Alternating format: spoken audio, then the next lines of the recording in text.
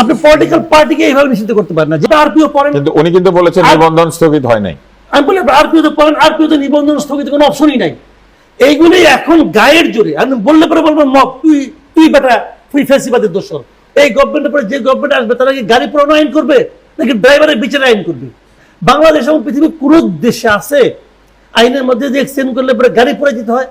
করবেন আপনি? দায়ীটা কি? এই বাস তো গত 10 বছর এই রাস্তায় মানুষকে সার্ভিস দিছে, দায়ী হলো ড্রাইভার। টোটালি এই সিদ্ধান্তটা একটা কালো আইনের মাধ্যমে একটা ফ্যাসিবাদী সিদ্ধান্ত নেওয়া হয়েছে। সেখানে কথার মার পেঁচে অনেক কিছু বলার চেষ্টা করেছেন, বলার মাধ্যমে প্রমাণ করেছেন যে উনিও একটা চালিয়াত টাইপের লোক। এটা আমার কাছে মনে হয়েছে। উনি বলতেছেন যে আমরা তো তাদেরকে নিষিদ্ধ করি নাই, ওদের রাজনৈতিক কর্মকাণ্ড স্থগিত করেছি। অর্থ কি? অর্থটা কি? যে রাজনৈতিক দলের নির্বাচন করতে পারবে, কি যে নির্বাচন করতে পারবে কিনা পারবে এটা হলো সরকারের ইলেকশন কমিশনের ব্যাপার। ইলেকশন কমিশনের ব্যাপার হবে কেন? নির্বাচন করাটা পলিটিক্যাল পার্টির জন্য তো একটা রাজনৈতিক কর্মকাণ্ড, তখন তো করতে দেবেন না। ওখানে কি আওয়ামী লীগের মার্কা থাকবে? থাকবে না। টোটালি এই সিদ্ধান্তটা একটা কালো আইনের মাধ্যমে একটা ফ্যাসিবাদী সিদ্ধান্ত নেওয়া হয়েছে, এটা আমি মনে করি।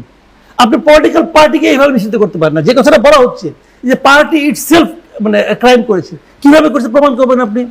পার্টি এবং পার্টি যারা চালক এক জিনিস। আপনি আমাকে বলেন একটা বাস দিয়ে মনে করেন একটা টাটা বাস দিয়ে আপনি এটা অ্যাক্সিডেন্ট করে 5 জন স্টুডেন্টকে মেরে ফেললেন, দায়ী কে? বাস ড্রাইভার, রাস্তা, নাকি টাটা কোম্পানি?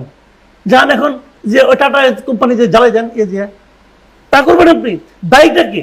এই বাস তো গত 10 বছর এই রাস্তায় মানুষকে সার্ভিস দিছে, দায়ী হলো ড্রাইভার। আপনার ড্রাইভারকে বিচারে আনেন। বাংলাদেশ এবং পৃথিবীর কোন দেশে আছে আইনের মধ্যে যে এক্সটেন্ড করলে পরে গাড়ি পুরে দিতে হয়? আছে আইনে? বাংলাদেশে আইনে আছে? এই গভর্নমেন্টের পরে যে গভর্নমেন্ট আসবে তারা কি গাড়ি পুরানো আইন করবে নাকি ড্রাইভারের বিচারে আইন করবে? আওয়ামী লীগ যদি আপনি দায়ী করতে চান তাহলে আওয়ামী লীগের আপনি গত 10 বছর 15 বছর 20 বছরের গঠনগত দেখেন। আওয়ামী লীগ কি গঠনতান্ত্রিক ভাবে কখনো কি এরকম কোন সিদ্ধান্ত নিয়েছে? আওয়ামী লীগের নেতারা গঠনতন্ত্র মানে নাই। তাহলে নেতার দোষ, এটা নেতার দোষ। কারণ তারা একনায়কতান্ত্রিকতা শুধু সরকারে না, দলেও রেখেছিল। ওখানে কথা বলা যেত না, দলের অনেক লোক তো তারা